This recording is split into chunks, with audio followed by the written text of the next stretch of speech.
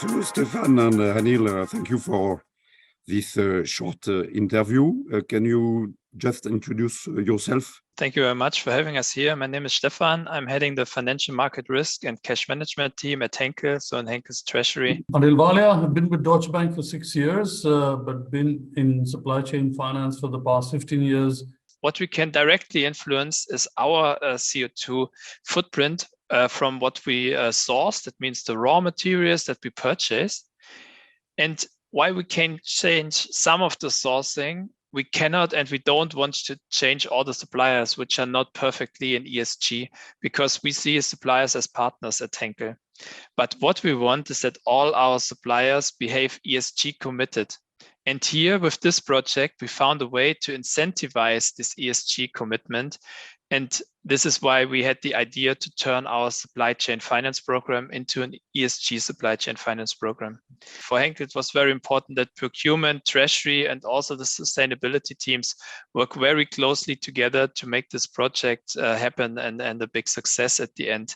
So at Henkel, we had a look at the ratings of the supplier already before this project, and we engaged deeply with suppliers, had talks about sustainability and so on. And this helped us a lot setting up this project if you already have suppliers rated. Say at the beginning, we thought, yeah, the suppliers, they only have a benefit. Of course, they will all join, right? But it is also, you need to put effort into the communication to the suppliers together with the bank at the end. So the idea is we look at the sustainability rating, and the better they are rated, the cheaper they get the financing. And we built different buckets and use here an external rating provider, EcoVadis, where the rating is used.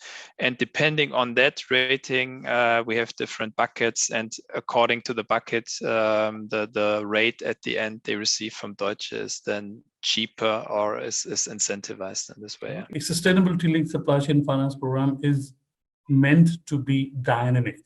It means that there is a bonus-malus situation. So if you are improving your sustainability, then you will get a better pricing. There is no disruption to either Henkel or to the suppliers in its process.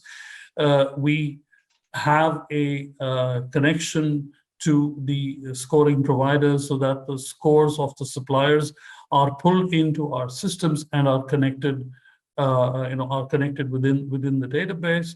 So every time a supplier score changes, he receives an automated message from the system saying your score has changed from, A to B, and your margin is changing from whatever it has been at this point. The scoring, the ESG scoring, looks not only at the E, S, and G elements, but it also looks at sustainable procurement by each supplier who's being scored. So it is actually forward-looking towards the not just the initial, the first line procurement that is happening at Henkel, but also how the suppliers themselves are procuring.